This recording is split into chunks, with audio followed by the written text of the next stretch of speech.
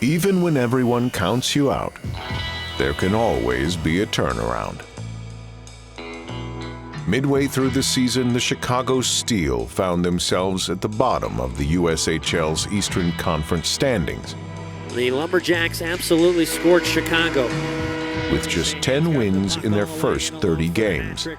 Ben scores. It's the Sheriff and the Steel are going to have to wait even longer. Who knows, maybe until tomorrow night.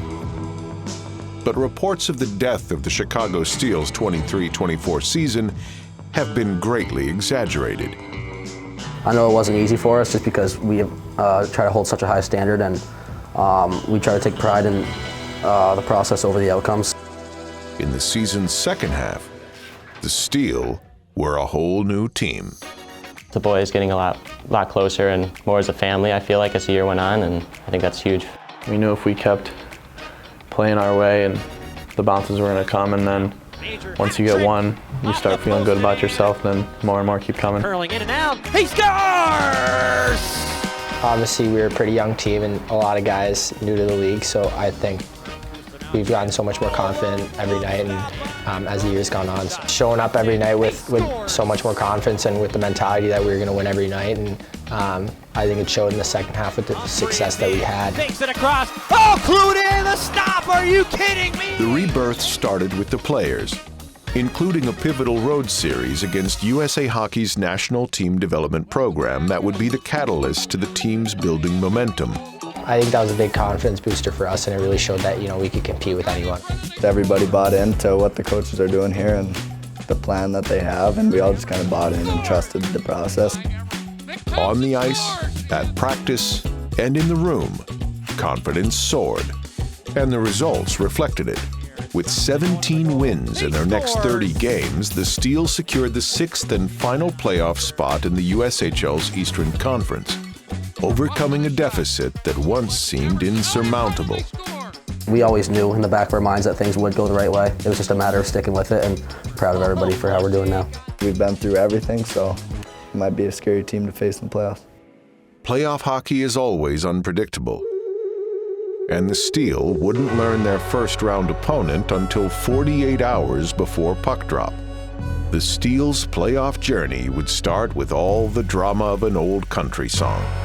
On a warm summer's evening, they'd board a bus bound for nowhere, for a meeting with the Gamblers, both too tired to sleep. More specifically, the Green Bay Gamblers. I mean, they're obviously a real good team. They got 2 good goalies, so that's always tough in playoffs. That's a sick rink to play in, too, in playoffs, so it'd be pretty cool. Having earned points in 7 of 9 games against Green Bay during the regular season, it seemed the Steel might be the ones with the ace up their sleeve. But that's the thing about playoff hockey. The playoffs don't care how you did in the regular season. The playoffs don't care how you got here. In the playoffs, there is only the here and now. For Green Bay and Chicago, that meant a fresh slate, on equal footing for a best-of-3 series. Yurichuk is in, fakes, forehand, scores! Going under the net, was tripped up, and the puck is in. Going to look to the net, shoots, he scores! Behind it, great pass to Hayes, will fire and score! Ryan Major looking backdoor, score! Game 1 was a high-flying and physical affair. The Steel would storm back from a 3-goal deficit, but couldn't find the equalizer late, falling 6-5. On the brink of elimination in Game 2 and without their top scorer, Michael Hage, the Steel would rely on the resilient attitude that had saved their season. They'd been here all year, backs to the wall, do or die.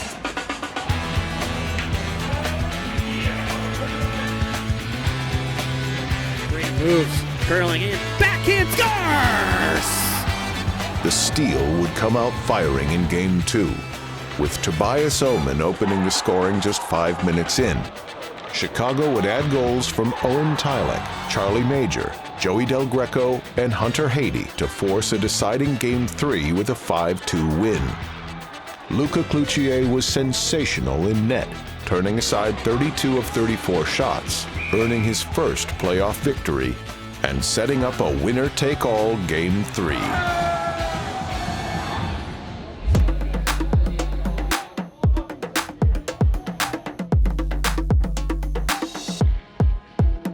Green Bay would get out to an early 2-0 lead in Game 3, but the Steel would show their resolve. 7 seconds still count, but Major just takes the top of the slot, scores! Major laser. Yurchuk back to Hage, fake, shoots, scores! Coming back to tie the score in the third behind goals from Major and Hage. For the next 31 minutes, the two teams would battle for the chance to move on. In the playoffs, winning and losing are decided by the narrowest margin. And despite Chicago controlling the puck for the majority of the third period and overtime, the Gamblers got the one special play they needed to prevail in overtime 3-2. To the forehand, scores! Aiden Park wins it for the Gamblers in overtime. They will go to Muskegon in an absolute Game 3 classic.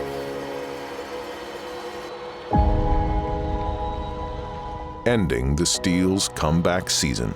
And the Steel will fall in a tremendous series.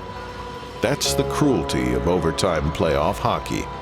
What a season for the Chicago Steel Club. You never know what can happen. Coming in as a 6th seed, people were doubting us, and we were able to keep it alive for one more game, and we rightfully should have won that. Seeing where we started and where we ended up, I think we deserve to kind of go forward there. But even with a first-round exit, the Steel's season wouldn't be deemed a failure, just another step in the process. With several players central to the Steel's turnaround set to come back next year, it's clear the steady ascent the Steel were on over the second half of the season could turn into a rocket ship in 24-25. Going into the summer and kind of just not wanting to feel that again next year. Our approach to every game and how much we work and how much we want it, I think if we can continue to bring that, we'll be in good places. I think we're just such a tight group and we all want to get better, and we're so lucky to be here. If we continue to get better like this, we'll be a pretty good team next year. So yeah, I know they will work hard this summer and be ready for next season.